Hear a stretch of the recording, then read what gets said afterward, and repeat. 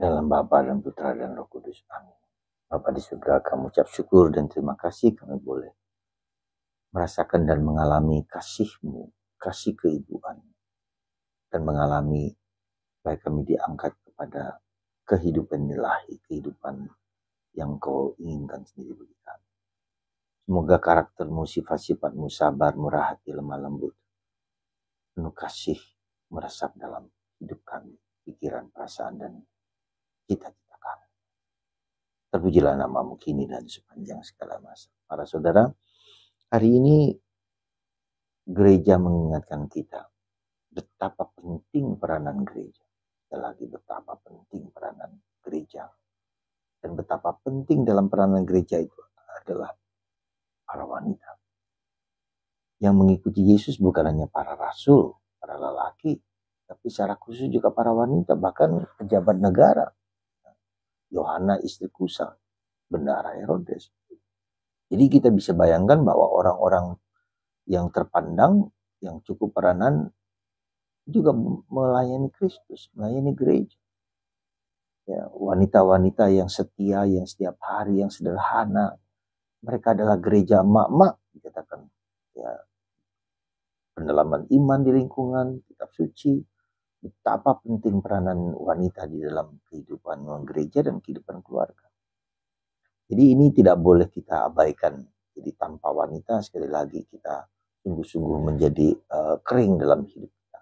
Itu yang pertama. Jadi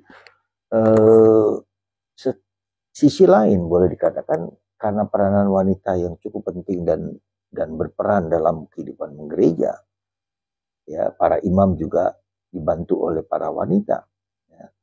Kita juga harus sadar bahwa bagaimana kita harus berani melibatkan, berani menyentuh para lelaki yang kerap kali kurang berperanan di lingkungan, di paroki, di stasi, ya, yang datang ke gereja hanya para wanita.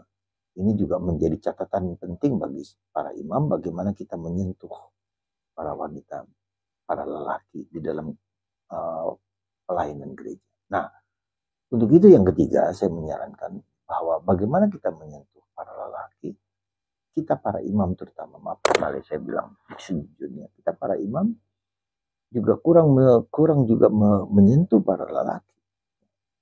Entah kenapa kita para lelaki tapi tidak menyentuh para lelaki. Mungkin ini suatu catatan yang harus kita refleksikan bersama. Ya. Kemungkinan bisa jadi ada dua hal. Kita para lelaki atau para imam terutama kurang memperhatikan aspek feminitas dalam hidup kita.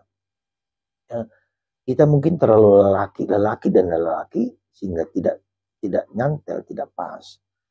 Jadi lelaki kita para imam harus mengembangkan aspek feminitas kita. Karena di dalam lelaki ada aspek yang disebut maskulinitas lebih kuat dan feminitas, ya, kelembutan.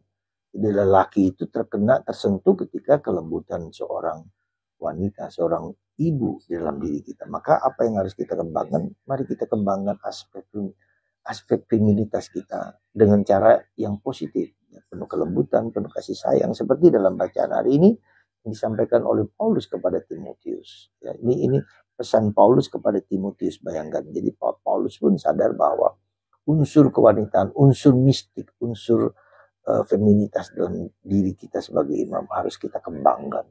Ya. Kita kalau lelaki dengan lelaki seringkali terancam, gitu. Tapi ketika kelembutan terjadi, maka terjadi sesuatu yang kombinasi yang bagus. Sekali lagi para bapak, para romo, para bruder, para ketua lingkungan, mari kita kembangkan aspek feminitas, aspek kelembutan, aspek mistik dalam diri kita. Semoga Tuhan memberkati kita semua dalam penghayatan kita, dalam iman kita. Tuhan memberkati Anda semua. Semoga aspek mistik dalam diri kita bertumbuh berkembang. Karena Tuhan selalu menyentuh kita dengan kasih sayang dan kelembutannya. Bapa, Putra, dan Roh Kudus. Amin.